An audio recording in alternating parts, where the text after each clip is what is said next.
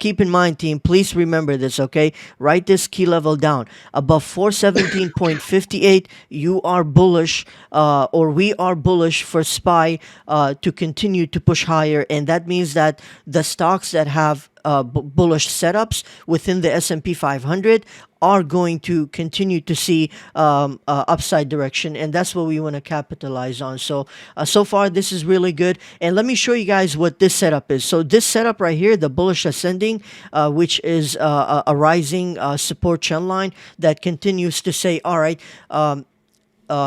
each sell-off is basically getting bought up higher than the previous, sell-off. So, for example, let's take a look. Let's go to the daily chart, and we're gonna see that a little better. So, we had a low right here, right? Then this was a low. Then this was a low. So each of the lows you see are higher than the prior lows. This is because the demand continues to be higher within the stock. And usually what this bullish pattern is that we have been trading in over the last 6 months here, this is this pattern here. Let's go take a look.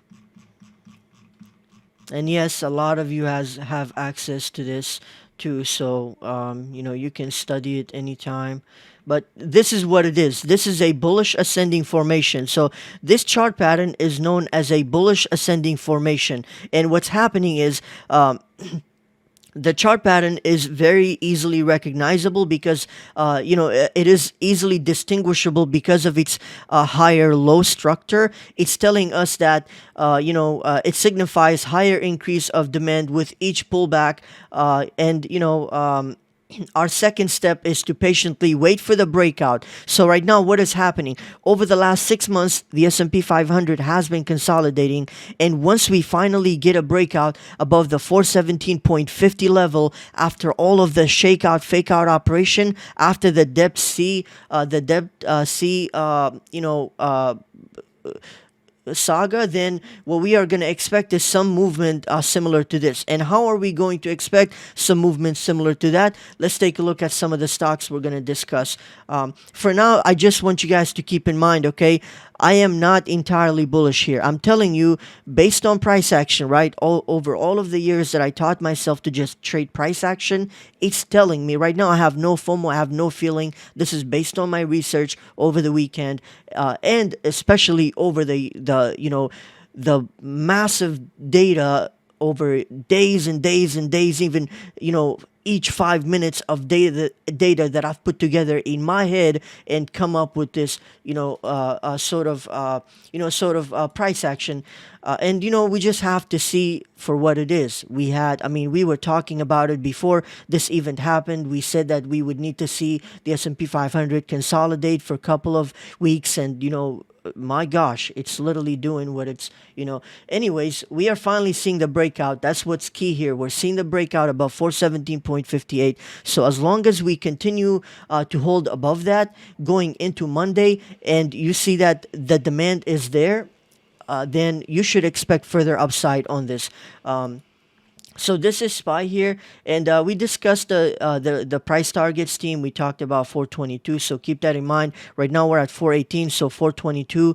That's another $4 to $5 higher to fill the gap. And if the gap is filled and momentum persists, then we're gonna see this wick tested. Now, do keep in mind, because we have only had 2 tests here, I am a bit skeptical, and I am thinking that we could see some upside, right, where we fill this gap, but then we would see a massive shakeout operation where we will come down somewhere around here, retest the rising trend line, and then finally break out. And that is going to be the massive imbalance push towards not only breaking this wick structure, but also making a higher high structure in the 446 target, which we have been discussing. So we're going to keep an eye out for that. I'm just saying that if we do go down here, I just don't want us to be panicking. We are seeing that possibility ahead of time, but for now, we're going to trade price action for what it is.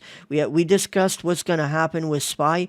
And let's go take a look at some other price action data. Now, team, do keep in mind there is going to be fake out, shakeout operations going into the depth ceiling as we approach into that. But do keep in mind, this could be great opportunity to go further higher, and I'll show you what stocks are going to be the potential to push this higher, even after some of the tech pulls back.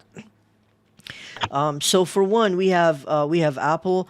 Apple is finally looking like it's going to break out.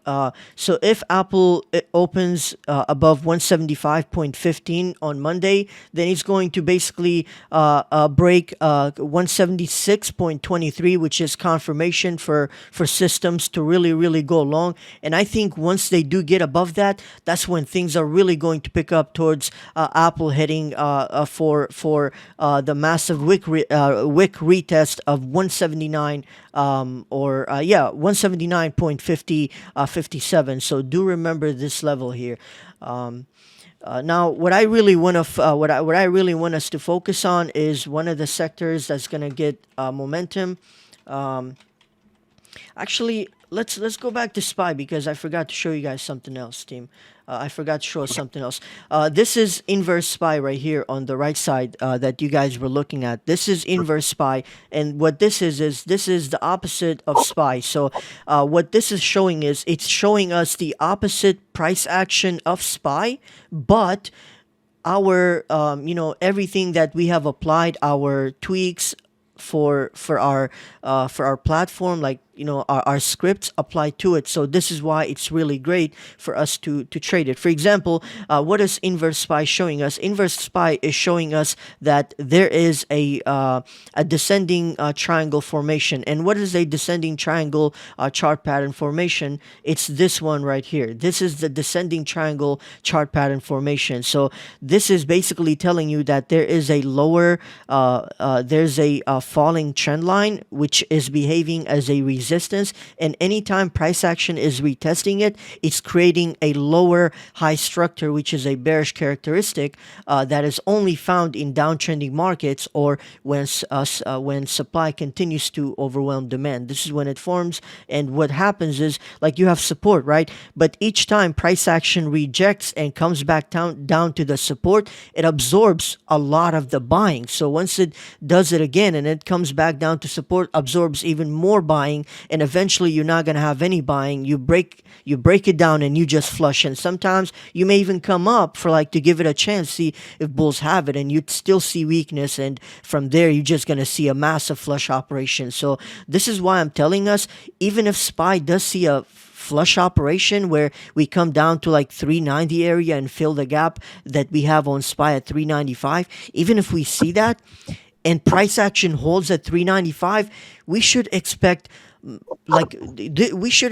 that to be golden opportunity for SPY to actually hold the 395, come back up to 418, and then just have a massive breakout. Keep in mind, this is the inverse SPY, so this is why it is showing the descending, but actual SPY is showing a bullish ascending. So these patterns are actually the opposite of each other, if you're wondering. So yeah, just wanted to share that with you guys, what I'm thinking on SPY. So just to quickly recap, what I'm thinking is we are going to continue to see upside.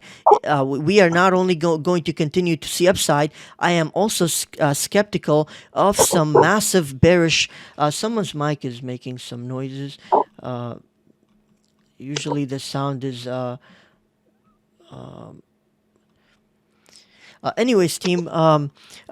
So usually these fake out shakeout operations would only strengthen a structure, right? And in this case, it would strengthen this structure. So even if we do see this massive fake out shakeout operation, how are we going to trade that, or how are we going to be aware of that? I'll tell you very easily. Just remember this level, 417.58. If they break 417.58. However, under any whatever conditions, whether it's after hours, blah, blah, blah, just know, as soon as they break above that level, you instantly turn bearish, and you wait to see if bears can actually reject that level. But if bears don't reject that level and there's clear demand above it and they're holding above it, or they break above it with massive imbalance and they start to consolidate, then you should expect to see further upside to come, because they broke that level again. That shows clear, clear support being held above that level. It's no longer resistance, now it's turned into support. So this is what we are expecting on SPY. And if we do get the shakeout fake out operation, how do you guys notice that it is that we are gonna go down to 395? Very easy. As soon as we break above 417.58, you get bearish. And what is your confirmation to be like, oh crap, this is really going down to the gap fill at 395 before we break out to 430 and 440s? Then your level is 415.22. Once you break 415.22, that's your confirmation. We're going to see 395 in a shakeout fake out operation before we go back to we go back up above 417.58 and then further highs, because that would just further establish the bullish ascending formation structure. And then the next bounce at 417 will easily break any resistance that there is, because it has already absorbed so much supply. So short term, we may see fake out, shake out. Long term, we are bullish. We are going to continue to see markets basically rotate within sector to sector and see some upside. Where are we going to see those upside? One of the sectors that I'm actually watching is XLY. Now, XLY is the consumer discretionaries. Consumer discretionaries has this inverse head and shoulders formation, and this is what the inverse head and shoulders is. Let's just show the illustration really fast. So the inverse head and shoulders is the opposite of head and shoulders, and it's just a massive, massive trend-changing structure from bearish to bullish, where you get a downtrend breakout from like you see a low here and then a higher low, higher low, higher low, just higher high, higher high, and so forth. And what basically this is what we are seeing. So this is going to take months and months and months to come. But where is this move going to be coming or going into, right? Where is this rotation going into? Let's take a look. So let's go to analyze on the Thinkorswim platform for XLY, and Amazon is 25% of this. And you guys know we have been talking about Amazon over and over and over and over. Tesla, if you have been paying attention to our narrative, there has been some good bangers where I don't alert it, but it's really good. And Will 0924 knows, like Oracle. Oracle was a great example. And I'm telling you guys, Tesla is going to be one to come. Tesla is 14% of consumer discretionaries, and HD is another one that's 8%. Then you got McDonald's, NKE, and so forth, but Starbucks, but mostly Amazon, Tesla, HD, those are the huge weights. Amazon itself is 25%. So if you do see pullbacks on Amazon, you're going to buy the dips, or I'm going to buy the dips on Amazon because there's a massive falling wedge formation, bullish falling wedge formation. And I'll show us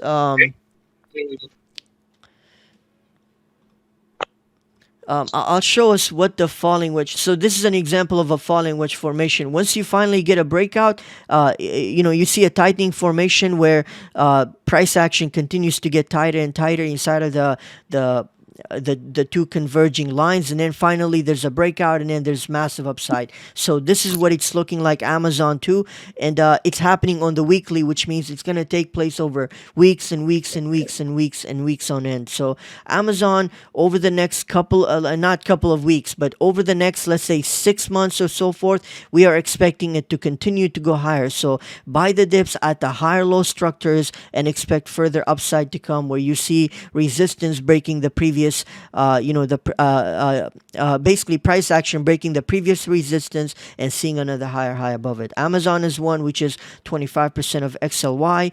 And you guys know we called out Amazon 2024 and Amazon 2025. We called out the 150 and I believe it was the 140 for the 2024, which are already up. Oh my God, man. This was at 5.0. It's at 11.0, you guys. I'm telling you, this long-term stuff is no joke, you guys. Always pay attention to these. But yeah, Amazon's one. And I'm telling you right now, I'm telling you about long-term, right? Tesla is one right now, you guys. What is Tesla doing? We just looked at an inverse head and shoulders pattern, right? Look at Tesla, inverse head and shoulders with an inverse head and shoulders. We finally have a bullish engulfing candlestick taking place on the weekly chart. And let me show you what the bullish engulfing is in illustration aside from this. Let's go to candlesticks really fast. This is the bullish engulfing. This is what it looks like. And once you see it, it signifies a trend-changing structure to the upside. It's a bullish reversal. And that's what we are seeing here with these candles. So if we continue to see upside above its 200 SMA line this week, where Tesla gets above 180, which is its 200 SMA line, then that is very, very bullish. And you're going to see the algorithms on the weekly chart turning bullish on Tesla. So keep your eyes out. We discussed, I'll show you guys, man, I've been watching Tesla for some time. Not just me, Roger also. So let's go to weekly watch list. This is Tesla. So from May 1st, I was like, Tesla showing a potential hold here. You know, we'll be looking for continued strength for a move back up above 170s. The reason I'm watching Tesla despite this very bearish sentiment post earnings is because of this very bullish inverse head and shoulders chart pattern formation, which is basically a trend changing pattern saying the stock went from making lower lows to a final low and then a higher low, and then that should be followed with a higher high structure because it is a bullish characteristic. So what are we seeing here? It literally touched our 180 price here. So if we see consolidation here at 180 and there's continued demand growth increase, then our next target is 210. And then for some reason, like you know, Rain Bond was looking at Tesla and she was telling me that we could see as far as 230, and she gave me like honest to God, like I looked at it, it really does make sense. If Tesla does break this, its downtrend top is 380. So like if you see this gap being filled at 270, that's really not that impossible, if I should say. So this also would be the, you know, the breakout target for this inverse head and shoulders. So I will be keeping my eyes out on this inverse head and shoulders. And one way to really benefit from this, I would say like one way would be to get the September 15, which are the 220 calls. The September 15 to 20 calls are 7.60. So if you can kind of like really try to watch price action patiently, wait for nice pullbacks and not be scared when market's coming down, then I would say grab that and just, if anything, you can add another position. You can use this strategy of adding another position on these long terms only if you can reward yourself with catching a very nice entry on the second contract. You must only do this for long-term swing trades, by the way. You have to really understand trading, especially your business, is all about having strategies within strategies with different sets of rules. It's all about that, you guys. So I also want to say that back in May 12th, we also shared, we shared these contracts, but they were for the August 18. So the August, we shared these two contracts saying that we bought the two contracts we believe will get nice premium gains, the 210 call and the 220 call. Let's go take a look at the 210 call really quick. I mean, my gosh, you guys, look at that. That is just... Oh, that's the September. Let's look at the August. Wow, the September ones moved really, really nice too. I like that. Oh my gosh, I'm looking at some further out ones. Okay, so here's the 220 and the 210 call, and they're doing really, really good, you guys. And it's just starting, so this is why. And here's why. By the way, you know what? I'm going to pull up the chart, you guys. Pre-analysis. Where did I share? Okay, so this is. Ooh, we can't really see that. So we are looking at.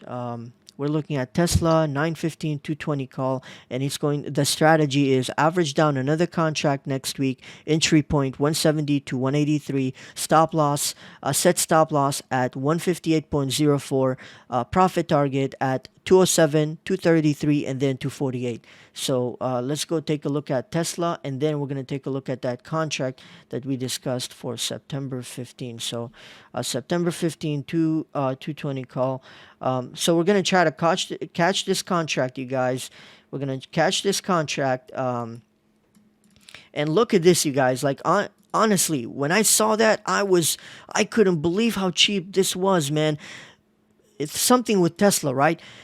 Every time I want to tell you guys, like I used to catch Tesla up here. There was a movement. Anyways, I don't want to extend into that. We'll talk about that, but I want to, I want to tell you guys this because I have experience with Tesla options.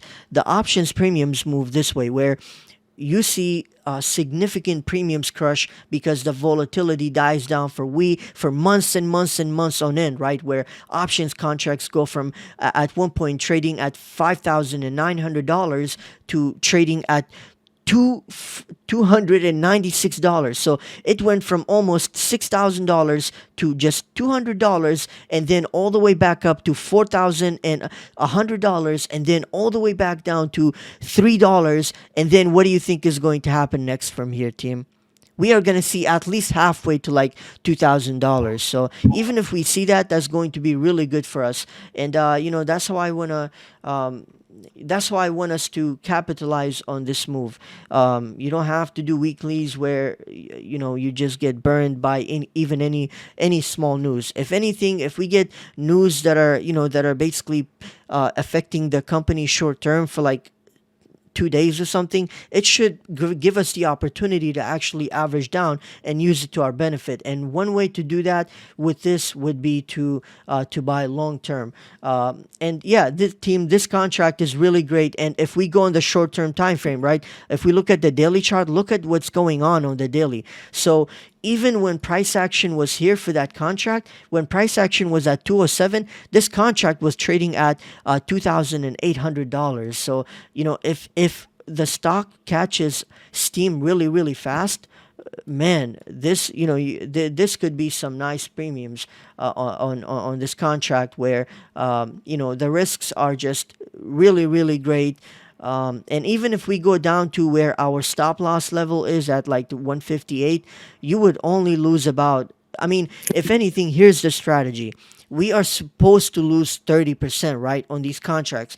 We want to lose, I don't want us to lose 30%. But what I'm saying is, if we do lose 30%, right, sometimes we can use it to our benefit by averaging down and then basically making one of our contract free. And here's why this is this could be a pro, right, instead of a con. If you average down and your contract goes back up to your break even, not only do you lower down the average, you can basically sell the contract when you are up enough to basically instead of you having to make the dilemma of just whether you take profit here or not, you can be like, all right, I made 80% already on this trade, right? On these two contracts. I'm going to sell one to free up, to basically make this contract almost free. And now I'm going to let this be the runner. And if it runs up higher, then I can just proudly hold it longer. And so the pro for this strategy is you get to have a runner and you get to capitalize as much as you'd like it. And that's the beauty for the strategy. But the beauty for this is to really catch a good entry. You got to snipe it. You got to hunt for that good entry because it's going to be hard to come by. So even for this one, I'm telling you guys, don't be nervous if the market comes down. This will be a great opportunity. Just even, let's say the market comes down in a couple of weeks, right? For some weird reason, like there was a little bit of panic or there was like a rumor or something, just instead of the September ones, extended another month by buying the October ones. But yeah, team, this is Tesla. I don't want to extend for too long. This is we talked about Tesla. Let's go talk about VSO. Oh, by the way, team, I looked at one of our teammates sent me something with SeasonX where it tracks like stocks during the seasonalities and so forth. Tesla's biggest days are on Monday, so if this is the case, that means as soon as Tesla opens on Monday at 180, it probably is or might just rip higher and just continue to go towards 184. This could be a good possibility on Tesla because on Mondays it does that historically. And also historically, Tesla's biggest months, you guys know what biggest return months are with the super highest probabilities? June, July, August. And guess what's coming up? June, July, August. I'm telling you, consumer discretionaries as well. Amazon had like has a 97% of like I believe, I don't know how many trades, but like some amount of trades being green out of however many trades, which is just insane, you guys. So keep these statistics in your mind, go for the stocks that we talked about. Anyways, let's go into V. V is a day trade and also a potential runner swing trade contract if we get this breakout. So we are watching this rally. Now we have we saw an imbalance rally, right, from 224 or it began. Oh my gosh, it's a huge wick. It began from 223 and it peaked at 234. So what's happening is we have been consolidating in this consolidation over the last 3 weeks, and what we are seeing is ever since we held 230, we have been making this nice arch, just like AMD. You guys know I told us about AMD. I told us what this stock is known for. We talked about this. Like, you guys know, we talked about it on the live session where we said AMD has been making this demand candle, consolidates, makes another demand candle, consolidates, makes another demand candle. This time we got three massive imbalanced demand candles, and that's because we had a confirmation after three times. So anyways, if we go to the weekly chart, we are seeing something very similar on V. So what we are expecting, this is the weekly chart. If V opens above 230, if V opens right, and we hold above anywhere from 230 to 233, and we get back up above 233.32, which is the weekly closing candle high, then what we are going to anticipate is a break, basically a squeeze above that towards. First, we're going to anticipate the wick being taken out at 234.29, and then a breakout above 235.45, where we will see major imbalance to the upside towards 240s. So the reason why we are trying to catch, or how are we going to play this move, right? We are going to play this move with our V contract. So this move is going to be played with with 232. So this strategy tested before is great for swing trading. A strike you know will go deep in the money. As an options trader, the strike is key to you. What I like about this strategy for swing trading high potential runners are the strikes, which I believe will go deep in the money for the upcoming 1 or 2 weeks, depending on the varying strategy approach. Here's what I mean by that. You can either use the weekly or you can use the bi-weekly. So this is the weekly, right? The 232.50 call for V is trading at 2.85, and because this is a weekly expiration over the weekend, this contract is going to become much cheaper. But what you should understand is that this contract will be of good interest because there is a key level breakout on the weekly above 232.50 where it can go deep in the money, and if we go to 240, that option is going to trade at 1.0 or something. So make sure you keep an eye out. It's going to trade at 10.0, which is about 500%. Now if you do catch it even cheaper, then you can turn that into 1,000%. Just keep an eye out for this. And then you have the bi-weekly, which is also if you do end up basically really having to be patient and catch 232.50 on the bi-weekly, where you can catch it for 2.80 or something, then that's also really good. That would also be a good opportunity for you to catch. We talked about V, we talked about V. We talked about. All right. So yeah, just keep in mind, team, for V, the breakout is going to be above 233.31, and the way we want to play this breakout is the contract, the strike price of 232.50 call. We're gonna keep an eye out on that, and if you see strength on V, make sure you do keep an eye out on that. So I do have a whole set of basically rule here. If you guys wanna, if you guys wanna check it out later for tomorrow. I'm also going to share that in the morning as well. So yeah, we talked about Tesla, we talked about V, and what else? What else did I want to talk about? But yeah, so far I've extended things for too long. Actually, team, yes, one more stock. All right, one more stock. So there's another stock that I like on the pharmaceutical side, and that is Regen. You guys, Regen. If I were to share one of my favorite health stocks, right? Something that I love about health stocks is their premiums are so amazing. I don't know if it's just been my timing or I've never had a loser on Regen. It's so good. It's just so good. So what do we have here? We have a yellow momentum signal on the weekly and on the daily chart.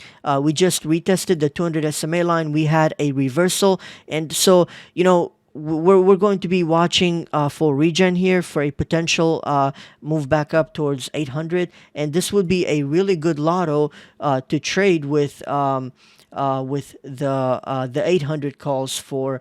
We could do either June 16 or what was the contracts that we talked about in chat. But yes, Regen is another contract that I have my eyes on. I really like that pharmaceutical stock, and I love the options for Regen, you guys. My gosh, the options for Regen are amazing. So we looked at Regen August 18, 840 call at 4.90 for a possible big account lotto to sell at 30.0. Which is very probable the way this awesome stock is. Another contract, which is a lotto, is June 16, 790 call. If you can catch it at 2.50 sometime this week, midweek.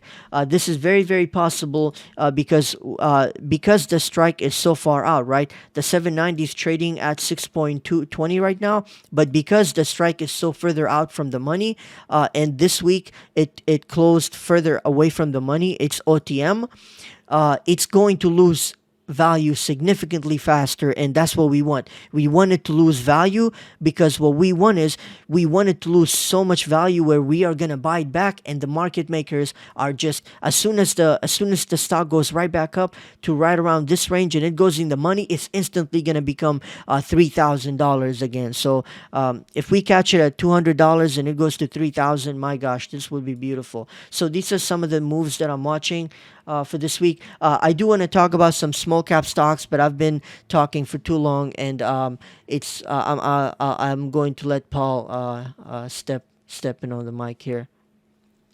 You're so excited though. You're like super duper into it. I'm digging it.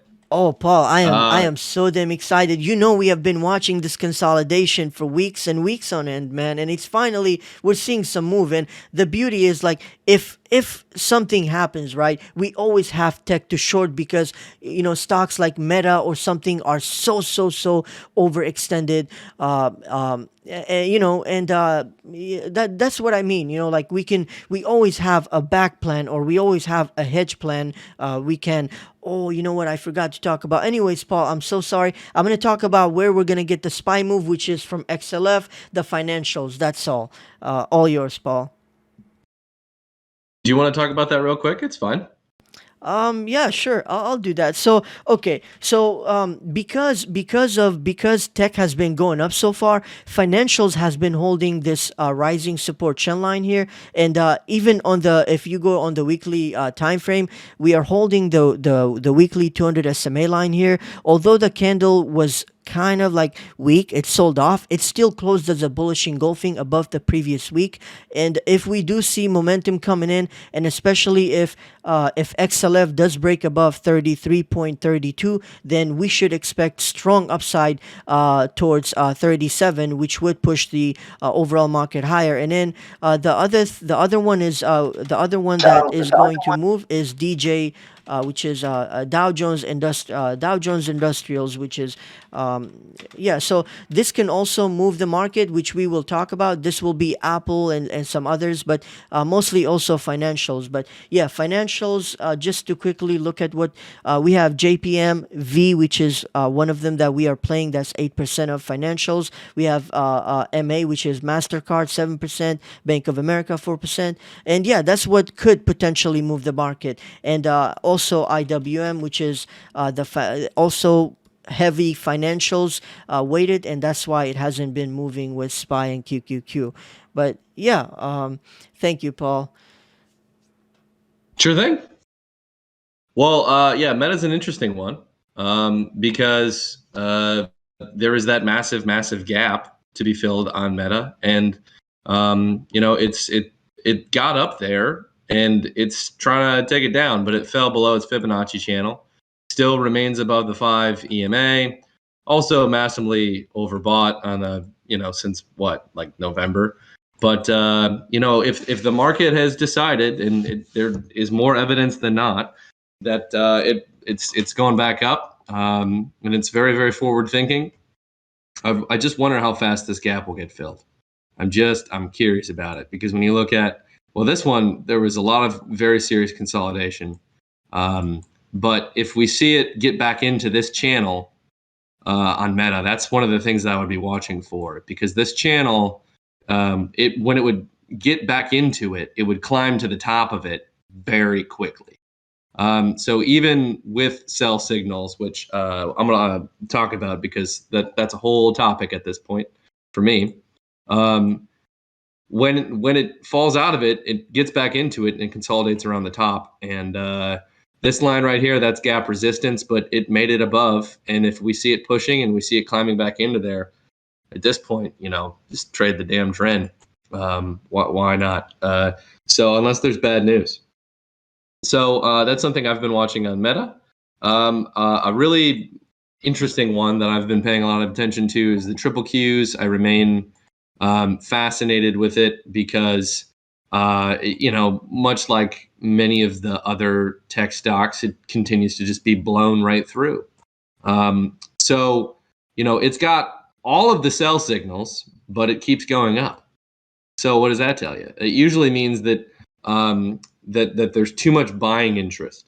So sell signals, for those of you who've been trading 9 counts with me, are in bull trends. They're more of a heads up. Even on the most powerful time frames, they're more of a heads up than anything else, because institutions that have been sitting on the sidelines for a while, that have money, that have not been buying the dip, now we're starting to break through critical levels. Now, normally, you look at the entirety of this year and we make a new high and then immediately we come back down. I'm not so sure that's the case. I think that there is truly some real possibilities, and that's coming from someone who's been very bearish for a while, right? That just the way that price action works is when you get higher closes like this on the daily, and when it just this daily candle close, for example, not only did it take out the highs from over here before on triple Qs back in August, but it closed massively above them in one day.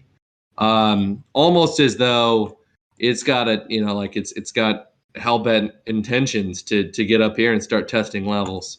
So one of the things that you guys will notice with me is that most of my indicators outside of the 5 EMA and 9 counts, I will be chucking out the window, because when the market's set on a direction, then there's no sense in overthinking it. If you look at the line graphs on pretty much any tech stock options, they're up. All of them are up. And so I've luckily, no, not luckily, I've not luckily managed to get my ass handed to me on NVDA, which, my gosh, I don't even really want to talk about that stock. I will forever hate that company. But the point is, still trade the trend. And this could be the beginning of parabolic. So that being said, we have to look at levels, and like Body was doing with SPY, I'm going to do that with the weekly chart because I think it's rather informative. Triple Qs go up. It's hard that tech stocks wouldn't go up. Also, another one that I'll be taking a look at with you guys is SOX, because that's the chip stock index, and it's looking pretty good, honestly. So basically what you can see here on triple Qs is we broke above this prior resistance. There's this essentially a wedge down here. It was previously descending. You've got the inverse complex head and shoulders. And when there should have been a pullback like we had over here, there should have been a pullback to maybe like maybe to the 300. It instead broke out. So you got to think about that for a second. Now, we're staring down the barrel of a 9 count sell on the weekly, 1 week prolonged.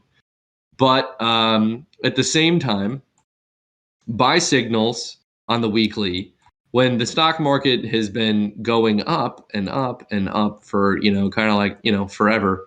You got to just take that with a grain of salt. That when there is an aggressive move in a direction, that when price action continues to chip away higher, and where you would expect to see a pullback, there is not. It's unfair to say it's manipulation. It's more like that's just buying. It's buying. So it can mean that there will be a target for it in due time. We've seen that happen with rather unfulfilled 9 counts. But then again, not always. Like, look at this one over here, triple Qs, this 9 count sell on the weekly. This was in June of 2020. Yeah, that didn't happen. Like, not really. I guess it kind of did in the following 2 weeks, and that was it.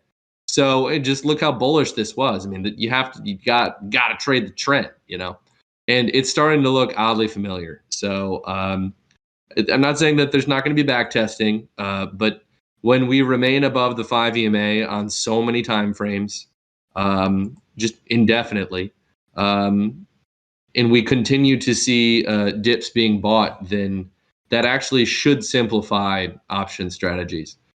News catalysts can make a difference. I believe Bobby was also talking about that with the debt ceiling conversation. Um, if something crazy happens suddenly and we see selling, it's probably a good idea over the coming week to be close to news, just in case there is some sort of development there. But outside of that, and especially if there's resolution, could be very bullish. Just gonna call it what it is. So when we talk about the way that candles close, in challenging prior lows of the candles and new highs, then what we've got to take a look at is basically various regions for triple Qs that can tell us things. So on the weekly chart here, you see on this red line at 327.56, we sold off of it on the prior week, and not only did we bust through that level, but we completely and entirely cleared it all the way up to the next critical level and closed above it. So the last time we had a close above and reclaimed this area in this region over here back in March, you can see that we proceeded to move all the way up to this level, this blue level, which then this is a trading range you can see on the weekly between the two blue lines. So because of this, first off, the 5 EMA is going to be coming up screaming. With an aggressive move up like this, that literally means that the 5 EMA is probably going to be close to 332. So if we do see a pullback and we see buyers coming in at the prior highs of this weekly candle, or if we see a back test of the breakout of what I believe is this wedge pattern over here, if we see that, I would be rather surprised if that isn't bought, because based off of this week's candle close, it gives it permission, even nonsensically. Indicators only matter so much, but based off of this price action, you can see it reasonably clearing, all the way up to the red dotted line, first one, and potentially this yellow one, because that yellow line is actually a gap. So I made it super duper thick so that you guys could see. But I mean, it's not huge, but there is a gap right here. It's a teeny one, but it exists. So and that's a critical level. So if it's able to get above this level and fill it and continue up, and we start seeing closes from into this blue range, I don't know. I mean, we either see consolidation, sideways price action, where sideways is just a nice way of letting all of the moving averages catch up, and then just boom, maybe it plays this range again. Really depends on the conversations, but like I said, there just kind of comes a point where we've been talking about the building pressure of compressed moving averages. When they let go in a direction, they can just keep going. And the thing to remember with 9 counts, and this is this is my own advice for myself, is that buy signals in a downtrend can be blown through, but the market is going to go up, right? So that's what the market is inclined to do. So buy signals tend to have stronger responses than sell signals. Well, if the market wants to go up, then sell signals can mean a number of things. They can be consolidation areas. They can be immediate or very short-term pullbacks, or they can become targets for a later point, or not at all, because you just want to respect that. And a good case in point is NVDA, and I'm giving it the proverbial middle finger right now. So that being said, that's triple Qs. Now I will show you guys Amazon. I find there's actually a few interesting things about Amazon. I don't. I mean, I definitely feel like long term this is rather bullish. But when you just take a look at prior channels, what would be really bullish for Amazon? This is the weekly chart. This was a prior fib channel that was rather aggressive, that it hasn't gotten back into. It's made new highs. If it can get back into this channel, we'll see here, we'll make that green. I would say we could probably expect it to climb to the top of it. That would make sense rather quickly. With that being said, it's got a 9-count sell on the daily, but you've got you've got crossing moving averages. I mean, it's got the makeup for a squeeze if it wants it, and more importantly, when you look at the price action of it, it has cleared this level 2 weeks in a row, closing above this. It back tested the level of 110. You can see that this was clearly an important level.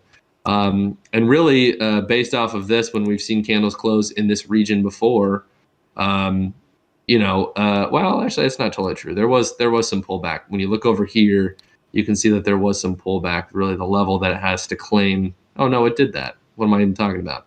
Yeah, so it kind of claimed that level. I would say if it comes over here and makes new highs, that based off of the way that this price action has been set up, is you could see pretty reasonably it moving up to maybe this region right here at 122. So things. RSI is like, when you look at, well, I don't even want to look at it because sometimes it shows you a pattern, but the way that it gets fulfilled is nonsensical in regards to price action. So, and actually, I believe it's SPY that shows you a really good, I think it's SPY that shows you a good story that I might actually pull up the RSI for this one. Body already covered this one. SPY's super duper boring, in my opinion. But it sure does have a melt up situation going up and up and up and up. And you can see, I mean, this pattern has really just played out well. When you look at the pattern of the RSI and you look at the price action, it's like it should have pulled back more, right? So it's like it had been coming down and coming down and coming down, and then it didn't. Then the RSI went higher. And that is actually rather telling. In my opinion, that means that we've cleared a level. And I think that SPY, I think it's reasonable to say that you could even see more divergence in the movement of indices, and you could see rotation, like Body was talking about, rotation into Tesla and staples and things of that nature. There's a possibility we could see that. Paul, I was about to cut you off, but in no way did I want to be rude because of how awesome you guys are to just let me blabber for so long. But I was just about to say, I was gonna say, Paul, these bastards are just going to rotate it from like sector to sector, where they'll Yep. just maintain it, but while still kind of maintain, stay, having the market be stabilized and even pushing, honestly, in a healthy market. So. Yeah, I don't. To me, I don't. It doesn't even matter how they do it. If we can catch the trend in certain sectors, then great.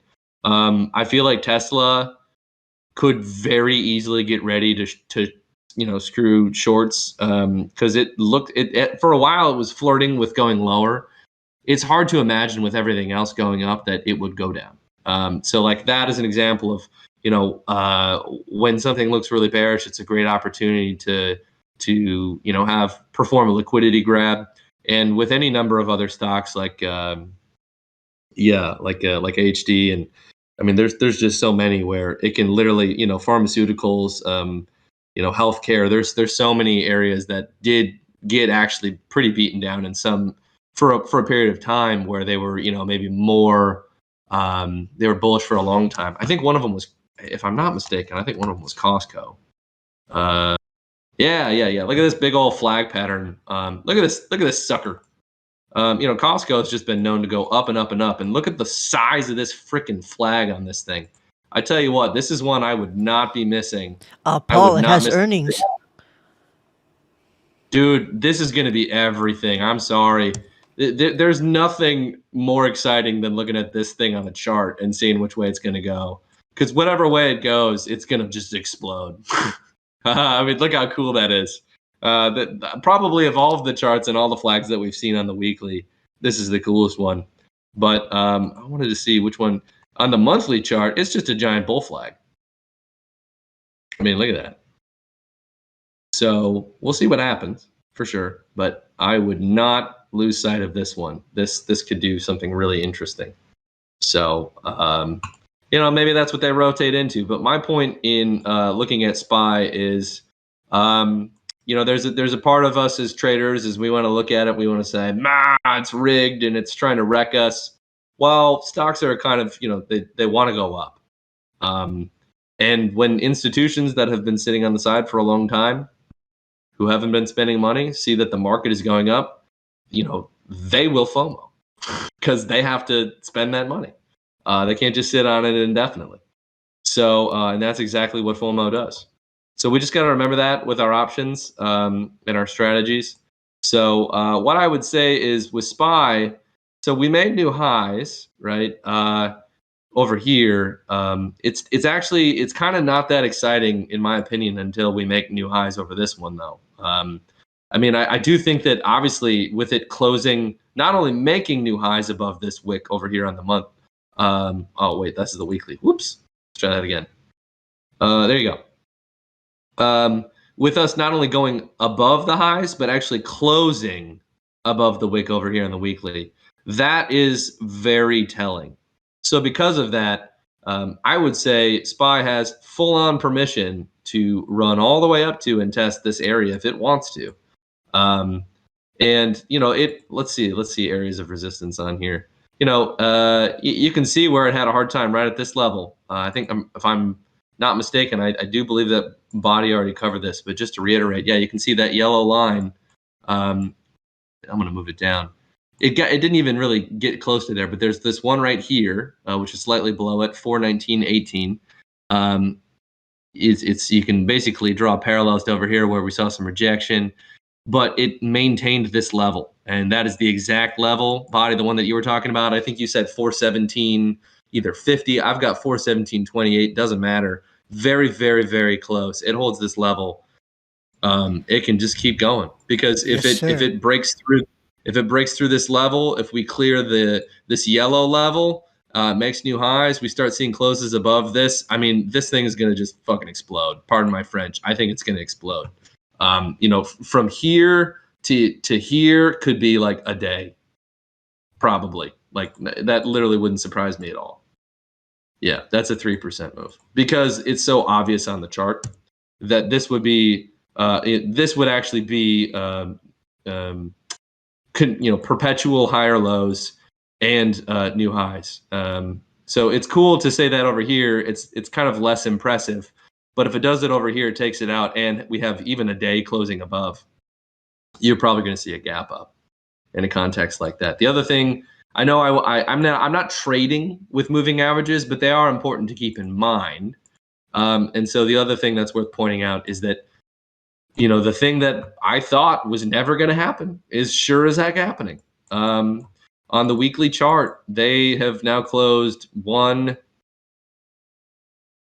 just 1 week over here and maybe now 2 weeks, but they're pulling aggressively. They're pulling these weekly moving averages up through the sideways and consolidating 100-day moving or 100-week moving average.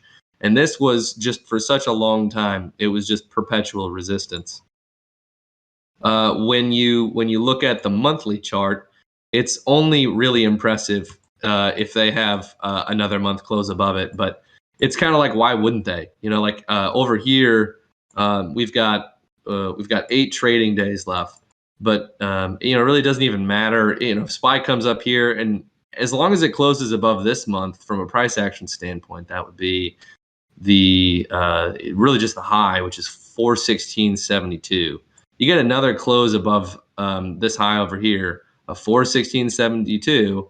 You know, it's been clearly buying off this level that we've talked about. I think Body had said 395. I think that this 404 to 407 range, at least based off the monthly chart, you can see that's really important as well. And it's just every time it came down to that area of importance, you know, buyers just came in and just look at those friggin' wicks. I mean, just wicks up, wick, and then now we have higher closes. So, you know, it's pretty clear that the market has showed its cards.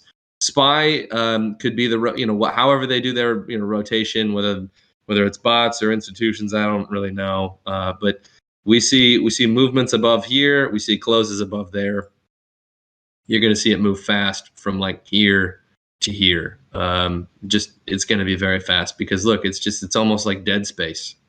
You know, as you know, assuming it gets above 430. So, anyways, this is a very interesting chart actually. At this point, it used to be pretty boring. For those of you who you know looking at the daily, like wow, that was a really long time of just like nothing. It's really funny. There's a lot of nothing. SOX. So this is going to be pulling up your NVIDIAs, your AMDs. Hasn't made new highs on the daily yet, but it's really close. Really close. So if it does that, that could be pretty bullish. And Oh if I'm not man. mistaken, yeah, on the weekly chart, this is higher higher low right here. Okay, and you can see it's getting through that level. Look what happens when it gets through that level from here. Yeah, Body, if you want to jump in, you're more than welcome to. It seems like I just got you excited. Actually, I'm just thinking about the chip, you know, the chip stocks that are going to push this one higher because that is a beautiful setup, man. They even have the demand candle there, so if they can Yeah, just consolidate man, it, look at this thing. yeah, man, this looks really good. Looks like they could So go all the way to. they love to climb breakdown candles. These were 2 large breakdown candles over here in the weekly. You had one over here. It didn't have follow through. It's gonna come up here and it's gonna challenge that. And it didn't make new highs, but if it does, you could see Nvidia squeeze some more. Heck yeah, you could. You totally could because this will pull it up. You know, this could easily go all the way up to this level if that happens. So what was I gonna say? Yeah, that's all right. I think I was gonna look at. There was one thing just for comedic relief because I don't know about you guys, but I'll be the first to admit I lost $11,000 on that Nvidia trade. So if you guys thought you got kicked in the pants, trust me, I got kicked in the teeth and the pants. But with that being said, such is life as a trader. Check out the RSI on this thing. This is friggin' insane. Um, so, but I want to specifically highlight the monthly. All right, so this is what I want to highlight. So when you look at the way that this thing has moved on the RSI before, from this level, establishes this level over here. This was a double bottom on the monthly. This was an inverse head and shoulders. And it just keeps going and going all the way up to 86. Well, where would that take us? That would take us to new highs. That's exactly what it would do. And now, if you want to know if that's how crazy that is, well, I'll show you how crazy it is. Because when you look at the yearly chart on NVIDIA, it sold off on the 9 of a 9 count sell on the yearly, which go figure, but it's already made new highs over the prior year. So you know what that means? Most of the time, that means it's going to come up and challenge the highs of the prior candle, which is 346, 348, something like that. So that's cool. Heads up. All right, I think that's pretty much what I got. Body, you got anything else? By the way, great analysis on NVIDIA. And I'm honestly like, I was planning on shorting it, but after looking at that monthly candle, my gosh, my gosh, my gosh, my Yeah, gosh. yeah. I've Very wanted to interesting. short this. Oh, I You got think it burned would good, come? man. I got burned good on this one. This is just not what you would expect. All right. It's just screaming, screaming, screaming up. Sell signals don't seem to matter. Sold off on the 9. Daily 9 count sell signals don't really seem to matter. Just went sideways for a little while. Consolidated, broke through the level. In the past, when this thing has had sell signals, it's consolidated, broke through the level, formed a channel, and it's continued to do that, and in rather shocking ways. So like, here's the thing: established a tether, screamed up through it, came over here, broke through the channel, and then like over here, it sort of back tested, but didn't really even back test fully this channel until like all the way over here. But at this point, it's much higher, back testing the channel that it was in, the rising fib valuation. Uh, it was just much higher, right? So you don't get a true back test of the actual horizontal level. And if you ask me, I mean, that's kind of what we're looking at like right now. You see this giant candle, this giant candle. I think we could actually be about to potentially see this right now. That would still be a continued move up. It's just choppy as heck. So I don't know. I don't really want to try to interpret this one. I think it's important to admit when you're defeated and maybe just try something else.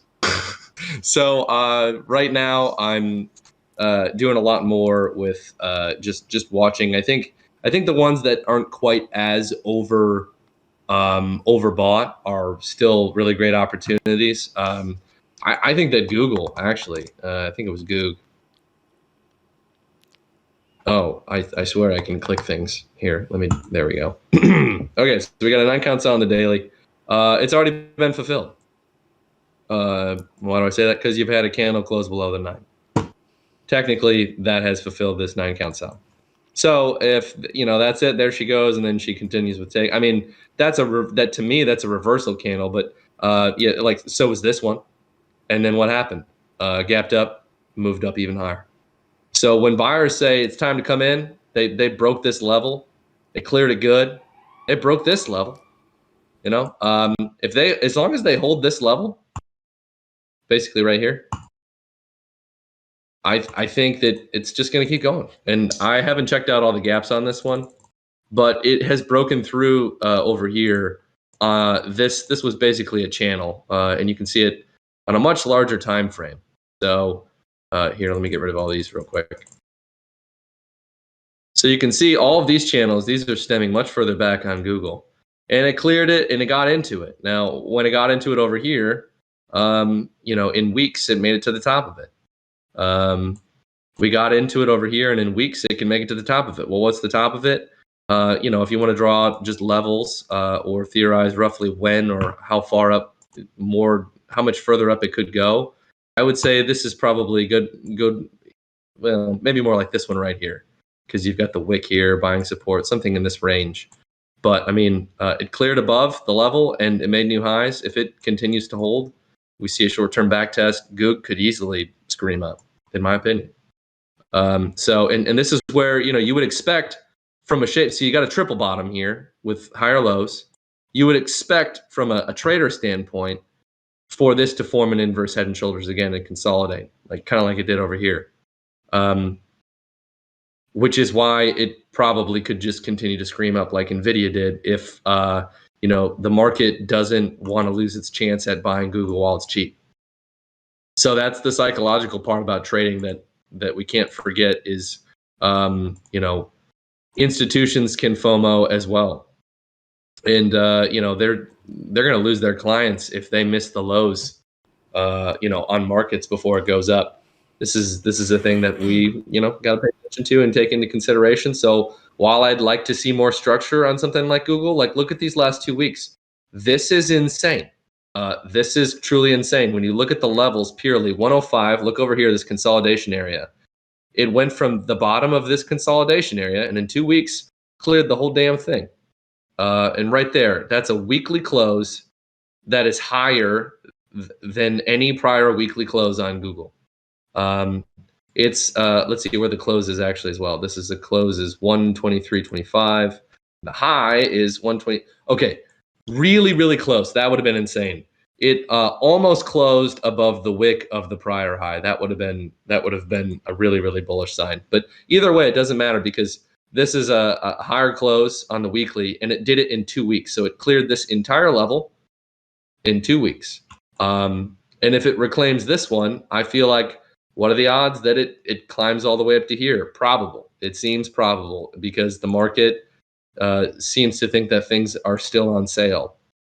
So I'd be keeping an eye out for this one personally and just trade the trend. So I think that's good enough. I've talked for a while, but there's lots of other things to be taken into consideration. But for those of you who have traded 9 counts and you see a sell signal and it doesn't seem to happen, just remember it's not so much manipulation in so much as it seems to be a changing market, a changing landscape, and if debt ceiling conversations go well, we could continue to see a rip. So that's where I'll leave it.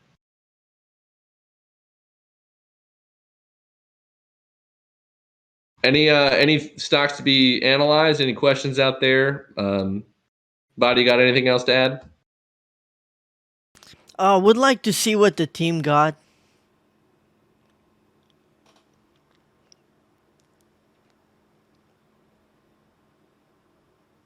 Okay. Anyone else have any questions or comments? Easy, anything add to our watch list for the week?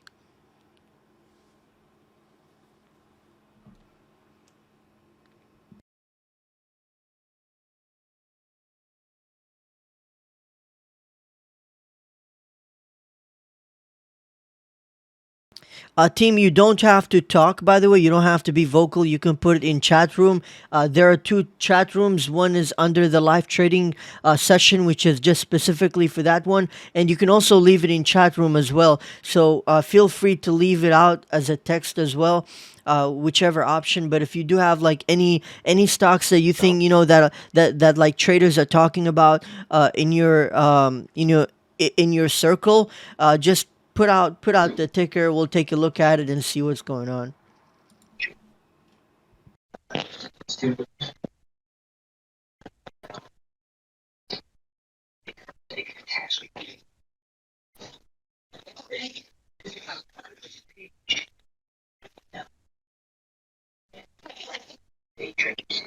Well, there you go. My gosh, MU is really good. Wow. Wow. By the way, team, this is what we have on MU. We have so here's how I would play a setup like this. Okay, there we go. All right. Okay, so team, let's take a look at this bullish formation here for a second. This is a bullish ascending formation that we also looked at earlier, and it's this one right here for those of you that missed it. Bullish ascending formation.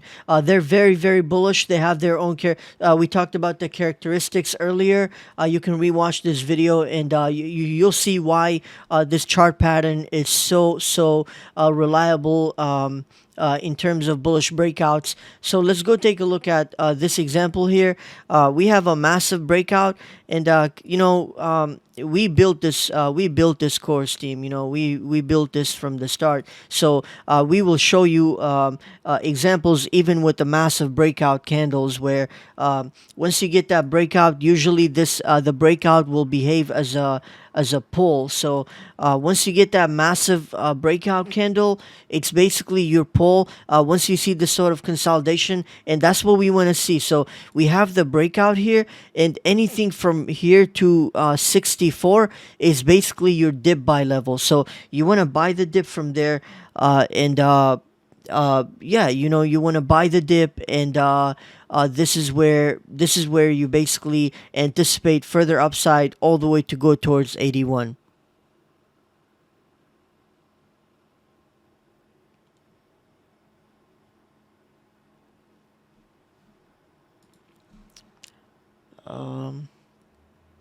Oh, I'm not sharing my screen. I'm so sorry. By the way, team, are you guys talking or?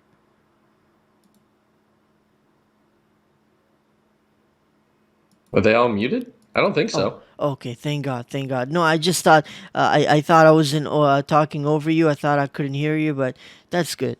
But yeah, now I'm sharing my screen, team. So now you can see it.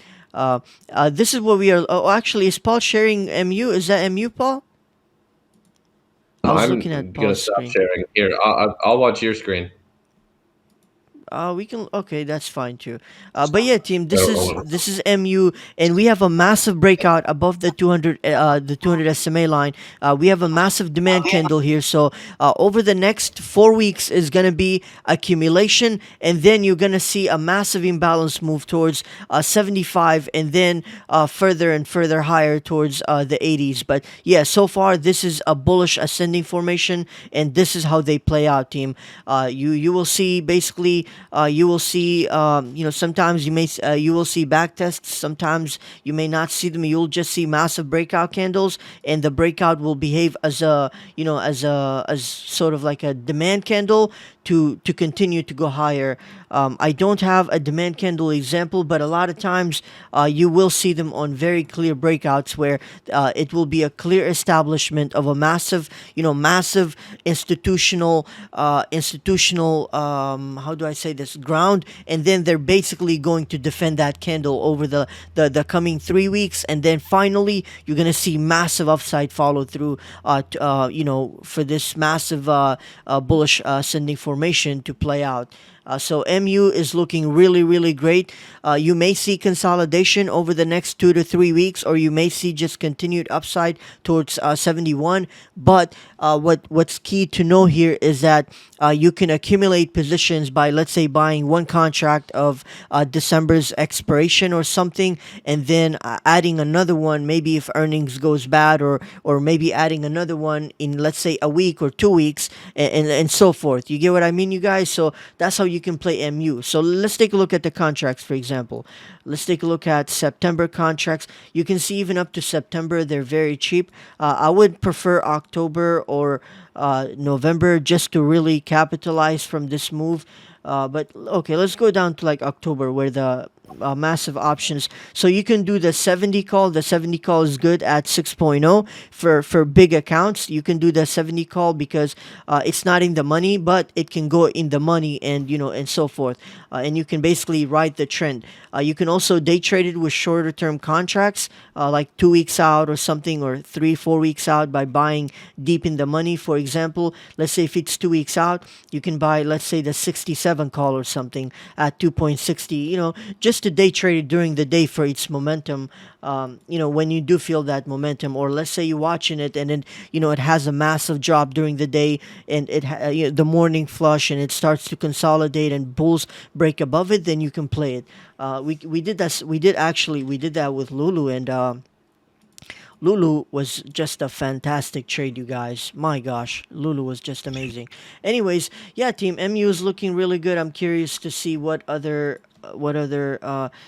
Goog. Goog already did its run up, so I agree with Paul. So I was planning on shorting it, and I probably even after that, like, I will probably still end up shorting it if I do see the momentum. Just because if I do see the momentum shift due to the infamous shooting star reversal candle of that 9 count sell. But if I do see what Paul said, which is just a consolidation or continuation hold above that candle low, then I'm just not going to short it. I'm going to leave it alone. But yeah, I'm also I don't want to go long yet until we get a nice correction or something, or something like that. I want to focus on where the momentum will go now from these massive overextended stocks to let's say stocks that have yet to make their moves. And I think, like, if tech does pull back, then we would see that rotation going into, I would say, for example, we talked about the consumer discretionaries, and then we have XLF. So you have two sectors. XLY, this is where momentum can go into. XLY has this massive inverse head and shoulders, and we finally got the breakout. And XLY is basically Amazon, Amazon, and what are they? Oh my gosh, just look at that, you guys. Look at that. Just a beautiful demand candle followed by consolidation. It's finally looking good on the monthly, and I think we're gonna continue to see upside on discretionaries, which is Amazon, Tesla, HD, McDonald's, NKE. So we looked at Tesla. Let's take a look at HD after earnings. Let's see how HD is. So HD is definitely holding this trend line. It has a massive bearish supply candle. So I probably wouldn't want to go long on it. I mean, the setup does honestly look really good. If it can get above 292, you can go long on it. But I would just focus on, I personally just would like to focus on Amazon and Tesla on the longer term. Let's take a look at NKE. Actually, it could be good. I like it around the 200 SMA line. NKE is actually a great one, you guys. We can definitely take advantage of this opportunity here, because this is still a nice consolidation here after this massive imbalance we had. So if I go to the monthly time frame, this is just gonna look like a massive imbalance drop followed by a massive imbalance rally that took out the drop, which means supply was overwhelmed by demand, and now you have a consolidation. So if this monthly candle is basically regained back to 120 for the next 9 days of this month, then that's amazing gains for us if we are entering at 114. So I'll keep an eye out on NKE around the 200 SMA line here to see if we are going to get momentum this week on this Dragonfly Doji reversal for a reversal back up towards the 119 and 120 level we talked about, which would be the top. Even if we like base around here with a reversal back up, that's still really, really good.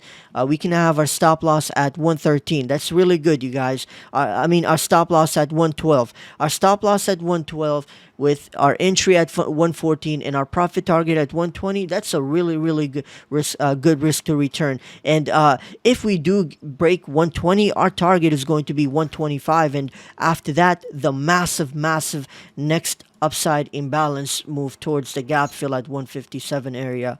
It definitely has the move here. It could also be an inverse head and shoulders as well, as we have drawn here. So I'm watching NKE for many reasons, and I like that it's part of the XLY, because XLY is showing that nice move there, that nice rotation coming in. Yeah, that's all for me, team. Anyone else want to discuss anything, or are there any SMCI? Okay, I'll do SMCI, and then I'll give the mic to. Oh my gosh, this thing has been on a rip. Whoa, that thing is up way, way too high. I think this would have been a perfect long raw. By the way, we have been, like I'm telling you, we have been studying the supply and demand zones, and look at this beauty, man. Like, look at this absolute beauty, you guys. If you drew your supply and demand zone on this beautiful chart, not only are we gonna learn, look, you know what? Look at this. Not only are we gonna have the aligned RSI breaking above the 70%, which is the melt up operation, but that's just as we broke above the resistance there of the wick and triggered the major imbalance on the base rally. Just absolutely beautiful, my gosh. But yeah, from here, I personally wouldn't trade SMCI. I would just watch it instead. But beautiful move, man. Beautiful, beautiful move. Anything, team? Anything we should be discussing? Cost. Wait it out a little bit more for cost, but yeah, definitely watching cost.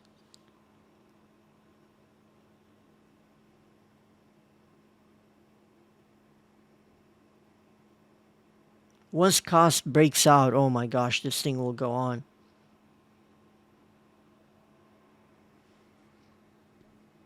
I would watch CVS.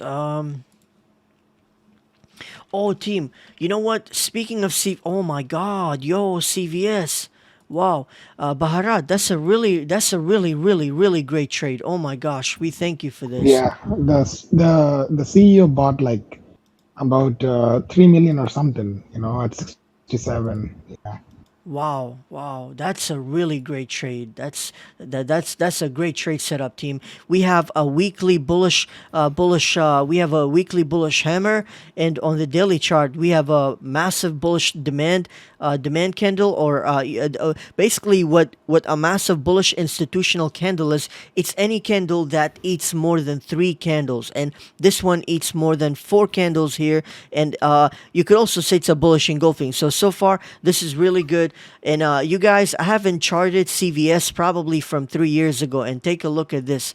It's holding this level, which is strong breakout support, really, really well, which is the previous breakout here.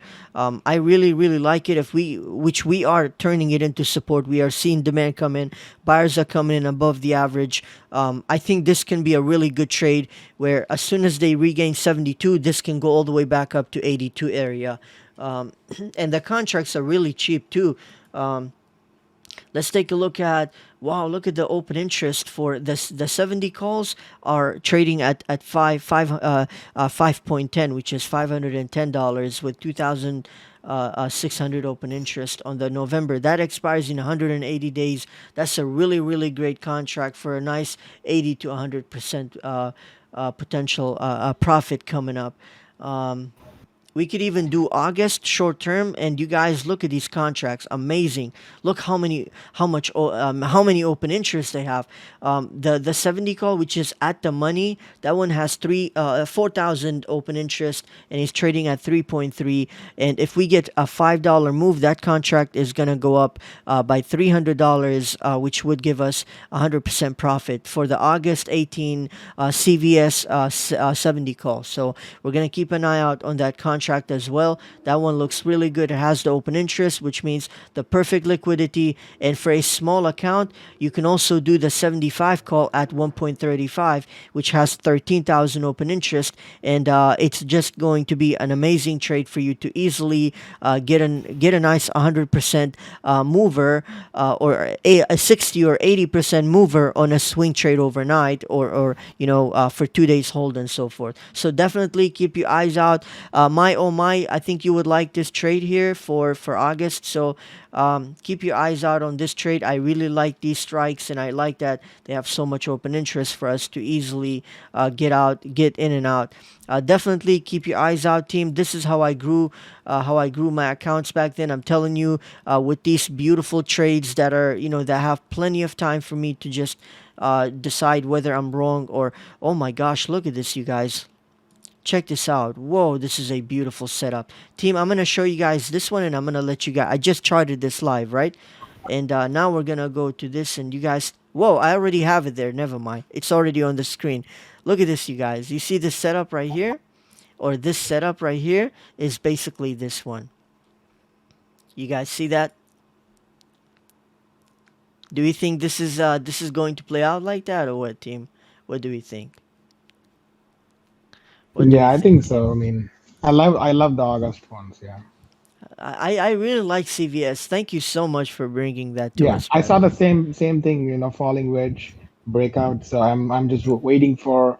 I thought I have to wait for the breakout and retest of the trend line and then go long, but I don't know if it's going to be like just a huge pump, a huge big Honestly, candle, maybe. so far I just noticed something else. I really love the setup, and I'll show you guys why. First, you see this demand candle that we had here. This was followed by a nice move, and it was in the same area. We have a demand candle that's taking place right at the bottom of the bullish falling wedge, and I just noticed we have a nice bullish Yep, divergence here with the perfect. RSI, which is, oh my gosh, thank you so much for bringing this trade to us. We're gonna keep an eye out on this, and I Absolutely. I can say with very high certainty this is gonna be a great trade. team, keep your keep it simple. Have your stop loss. You can have your stop loss honestly all the way at 64.80 89. But so far this is a great trade. This is a really great trade, and I think it can turn this level into support here and head back up. So CVS is looking good here, team. Eyes on CVS. Bullish divergence as well. I'm gonna notate that as well later. There was another one that I like too, ABBV, but we're gonna focus on CVS instead. I'm really liking CVS there. Uh, team, we have looked at a few stocks there, and I also want to talk about XLE. XLE is also at a very major key level that has been getting some demand here. I want to bring it to you guys, to the team's awareness, so that you can decide whether you want to catch this opportunity with your own defined stops. So what am I seeing here so far? I will show you. Anytime that we have got a pullback to this rising support trend line, we have built a consolidation base, basically a supply and demand zone, and we have rallied right back up. We see a massive drop, basically a supply zone, sorry, not a supply zone. What am I saying? A base zone taking place, or a consolidation zone or sideways zone between a defined support and resistance level.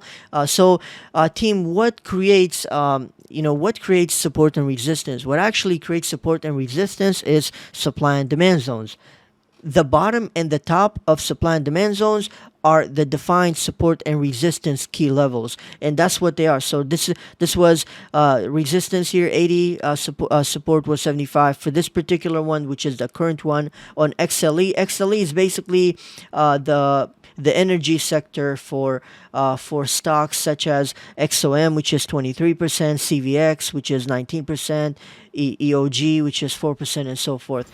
And so far, we are seeing a support at 77, resistance at 81, and it looks very bullish. I swear to you guys, volume accumulation is coming in, and so far, this is just looking really good so far. So I'm gonna I know the quality looks blurry, but I'm going to share this video with the team as well after, so you guys can view it with better quality.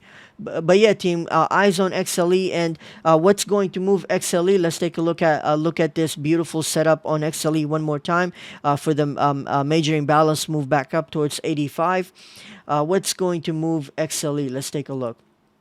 XOM, CVX, which is ExxonMobil, CVX. So let's take a look at, by the way, I also like VLO. VLO is not a big percent of it, but I also like VLO. So you can see XOM has been holding the support of this rising trend line here. It held support here, it held support, it held support here. And if we can see support here inside of this consolidation base, and if we do see price action holding above the 200 SMA line here, then we can anticipate a retest at 117 on XOM. Then let's go take a look at CVX. CVX also, it is trading near the support level here. These are definitely all good, great swing trades, you guys, for CVX, for energy. So if you really want to, ride sort of the momentum and the rotation of these sectors, like the way institutions, pension funds, and all these major institutions and market, firms and so forth. If you want to trade like them, this is how they trade, you guys, and it's very easy. You basically look at, okay, so what is XLE? What's inside of XLE, which is one of the SPDR's sectors, right? SPY, the top five S&P 500 stocks. You got CVX, you got XOM, and so forth. So you look at this and you're like, okay, that looks good. Maybe it'll hold support. I'm gonna take my risk with my stop loss at, let's say, 150, with my profit target at, let's say, 167, and then another one at 172, and the third one at 186. You can do long-term swings, such as probably even December. These contracts are really amazing, where you can target prior resistance lines and so forth. But yeah, let's take a look at an August contract. The 170. Wow, these ones have no value. What's going on? There we go. The July ones is really good. It's 2 months out, and you can try the 165. The 165 is really good. And the way we can trade this is we can buy one and then we can average down another contract. If it loses, let's say 30% due to some consolidation here, where it fails to make new lows, but it shows that there's clear demand coming in, and that's when we get the massive move up. So we're gonna keep an eye out on CVX. Let's go take a look at XOM contracts as well. For XOM, we can do the 110 call for July 21st. The 110 at the money, not at the money, but the 110 is trading at 3.0. And it has 12,000 open interest. But what I would like to do, team, honestly, if I were to really take my time on this trade, I would do something where I would trade not the actual strikes on these long-term contracts, swing trades, but rather the actual premiums of it. Because usually, what you're gonna see, right, once the stock ends up having what you want to catch is you just want to catch two big green days. Like sometimes, like you'll see some sort of news come out that'll give these stocks two big green days, and it'll make the options go up like 30%, and then another like 60% tomorrow, and that's all you want. If you had average down, you would get an easy 100% and so forth. And that's the thing. That's the kind of moves that we want to catch. And looking at XOM, I can see that the October 2023, the October 20, which is 152 days away from its expiration date. The 120 call has 5,000 open interest.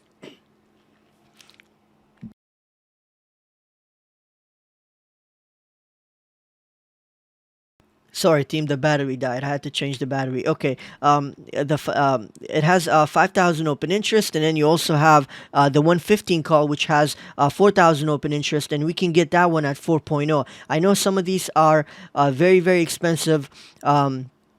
But if we want to focus on, I'm telling you guys, like if you really want to focus on sort of growing your account, if you have a small account, you're gonna have to work with longer term out of the money contracts.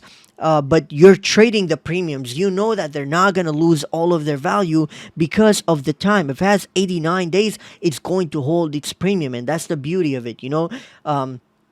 I'll show you how you can do this. For example, let's say as a trader, your account is a $5,000 account. You can do like the 120 call or the 115 call. You can wait for the 115 call to go to like 2.0 or something, right? Let's take a look at the 115. Oh, it looks like this option is new, so they just made it last week, so it only shows the data for this long. So for this particular contract, you can see it was trading at 1.7 when it was here, but if it does come back down to 104, right, and the options come back down to like 2.0 or even 2.30, you can hold this one, and if it goes deep in the money with you having 3 months left, the contract goes to 10.0. And if you buy, like, let's say if you just have one contract and it goes to that price, you make 500%. But if you have, let's say, you bought it at 2.10 and the option has 3 months remaining, but then it loses value, it goes to 1.50 because of 3 days of consolidation and a little bit of downside because of other market noise, then I'm going to use this opportunity by averaging down on this very long-term option at, let's say, 1.50. And now, if we go to my target and the option goes to 10.0, that's an 1,000% for me at least because of the two contracts or something. If I'm doing the math right, this, even if I take one of my profits and my average cost is 1.50 and it goes to even 12.0 or 10.0 something, it's great. And these are the moves that we want to catch. And you don't want to catch like something like that where you want to target 500%. I'm not saying you can't. I'm just saying this is the actual beauty. And if some of you actually do take your time with some of these, it's gonna work out that way. And even if some plays don't work out the way you want those 500%ers, even if one of them do, I mean, my gosh, it's amazing. So, you can do stuff like this too, where you can basically swing trade these very long term. I'm telling you, like this is a 115 call expiring in August, and if you saw that energy was really flushing and you got in on the dip because it had been dropping from 119 all the way down to 102, and you bought like a long term expiration, let's say at 1.80 area, this went up to 2.70 in just 4 days, and you could have made some nice profits on this nice bounce back up, which was very, very easily anticipated. But stuff like that, like you can really swing trade, and there are just so many strategies. I don't want to go on for too long, but yeah, team, I'm really excited for these moves. I'm starting the 1K challenge, so you guys are going to see some of these plays where we will end up swing trading these, and possibly, my gosh, I have some great memories, you guys. Like, I remember one time we did this, I did this with a team, and oh man, some great memories. Some great memories. I swear some of our traders went to like 16,000, and it was wild. You guys, you just have to follow the rule, okay? Especially if you do mine, I'm not going to be easy on you if you make the same mistakes, because I made the same mistakes for 6 years. I'm not gonna let you make the same mistakes for 6 years. If you make the same mistakes for 6 years that I made, then my job is pointless. What I'm doing is pointless. So that means you're paying me for no reason. Like you're paid for my mentorship for no reason if you are not going to be learning from my experience. And that's what I really, really hope you guys take from this, is just please follow my rules, because this is based on, if I bought one contract, I'm literally buying one contract because of this reason. If you are new, if you haven't been doing this for longer than a year, then I really encourage you not to do the numbers on your own, because I was talking, I was kind of, I was sharing that with my barber today. I was telling him about this sort of position sizing. The reason why this is bad is, keep in mind, you are comfortable with, let's say, everyday trading with like a contract with 150 or 200, right? And then you end up, or let's say you're comfortable with like 1.0 or 0.90, and you buy one contract every time, and that's how you've been doing it. But then you've been taking profits consistently, and now you have 15 trades on your belt that have been like that consistent, and you've been following the rules. All of a sudden, you have a losing trade, and you're not willing to take the loss. And instead of, not only are you not willing to take the loss, you end up averaging a contract at 0.90, averaging another at 0.80, another at 0.70. Then you start to add 5 at 0.50. And now what you are actually doing is, because the contract is already against the trend and so forth, it's already losing value. It's going to significantly lose more value. And you just keep on amplifying the amount of losses that you have. Like, all the times that you took quick profits on these trades, you're giving it to this one, like, oh, take this one too, take this one, or take another trade worth of it on this average down. Why do it on this trade when we can do it on another trade? Just let the loss be. If the market recovers and gives it to you, awesome. If not, just let it be. Don't extend the loss on this, on this God knows what's gonna happen trade. Just let it be. And I promise you, as long as you traded single by single, you're gonna beat them over time. You're gonna be profitable, because over time luck is gonna be on your side, where you can only lose 100%, but you can easily gain 500% in one of the days. I mean, my gosh, if any of us, we had 4 contracts of Netflix, you guys. If just, I mean, some of us actually did. This is why some of our team this week had like 1,000 to 6,000 profits, because they actually kept one of the Netflixes that just was super lucky to them, where they banked on. And that's what I'm saying. If we just get lucky on one of these, this is what we want. We want to limit our risk, but we want to extend our profit target, and call it luck. I'll take it, man. I will be consistent every day, respecting the market's rule, and I will wait for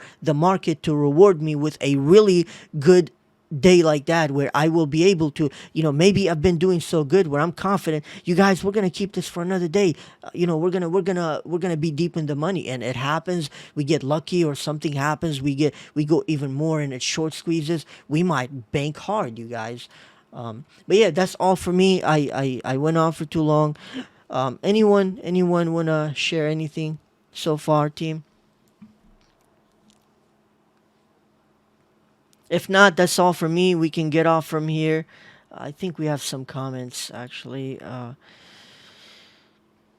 CVS, then Oh yeah, so CVS is great, and CVX. The reason why I went back to energy is because it was on my watch list, but I had forgot. And once CVS was mentioned, it reminded me of CVX, which took me back to energy. So we are looking at both of those because as we mentioned, energy and XOM and so forth. But yeah, team, that is all for me. If there are no questions, I hope you all have a wonderful rest of the day. Don't worry, team. I promise you guys, the thing with being a price action trader is that when you go into this week, you're going to see opportunities show up within themselves, and you don't have to be stressing on what you're going to buy. Just let price action do what it wants. Just understand what's going on, and you're going to be fine. Market will just provide you opportunities.